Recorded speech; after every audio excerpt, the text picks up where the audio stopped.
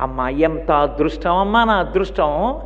లోకములన్నీ ఏ తల్లి ముందు నిలబడి స్తోత్రం చేస్తాయో, ఏ తల్లి అనుగ్రహం కావాలని ఋషులు కూడా ప్రార్థన చేస్తారో, ఏ తల్లి ఈ సమస్త బ్రహ్మాండములను కదుపుతోందో, సమస్త కదలికలకు ఆధారభూతమయ్యున్నదో, ఏ తల్లి మాయాస్వరూపిణి అయి సమస్త జగత్తుని ఇంద్రియములకు వశం చేసి పరమేశ్వరుణ్ణి చేరకుండా చేరేటట్టు కూడా చెయ్యగలదో, అటువంటి తల్లి నా ఇంట కూతురైంది.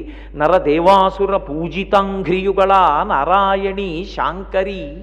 నారాయణి శాంకరి, శంకరుని ఇల్లాలా నా ఇంట నరులు, దేవతలు, రాక్షసులు కూడా నమస్కరించేటటువంటి పాదముల జంట కలిగిన పిల్ల ఈ ఇంట పుట్టిందని ఆ చిన్ని పువ్వుల పొట్లాల్లాంటి పాదాలు పట్టుకుని నెత్తి మీద పట్టుకుని కళ్ళ మీద పెట్టుకుని పొంగిపోయాట.